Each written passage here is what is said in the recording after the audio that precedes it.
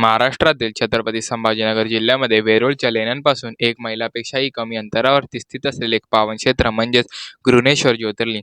तर नमस्कार मित्रांनो, 12 सोमवार 12 ज्योतिर्लिंग या आपल्या सिरीजमध्ये तुमच्या सर्वांचं पुन्हा एकदा स्वागत आहे. व आपला आजचा ज्योतिर्लिंग आहे तो म्हणजे घृणेश्वर ज्योतिर्लिंग.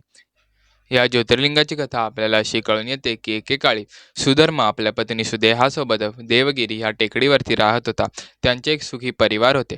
परंतु एकदा वैद्याकडे दाखवल्यानंतर त्यांना कळून चुकले की सुदेहाला कधीही मूल होणे शक्य नाही व सुधर्माला सुखी पाहण्याकरिता सुदेहाने आपल्या लहान बहिणीशी सुधर्माला विवाह करण्यास सांगितला.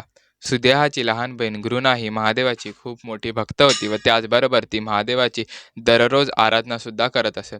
जेव्हा सुधर्म व घृणाचे विवाह झाले, त्यांना मूलसुद्धा झाले व त्याचबरोबर त्यांचा एक सुखी परिवार जगू लागला.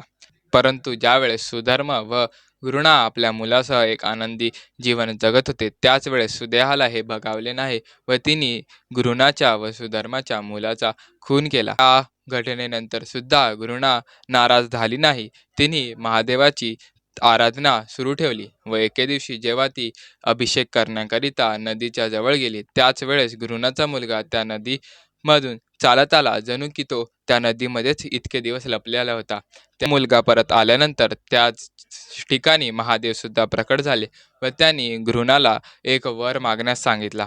घृणाने वर मागितले की तिची बहीण सुदेहा हिने एक घोर पाप केला आहे, त्या पापापासून तिला मुक्ती द्यावी व तिला माफ करावेत व त्याचबरोबर ह्या पूर्ण संसारामध्ये सगळ्या जनमानसाची देखरेख करण्याकरिता महादेवाने इथे स्थित व्हावे व तेव्हाच तिथे महादेव घृणेश्वर ज्योतिर्लिंगाच्या स्वरूपामध्ये स्थित झाले.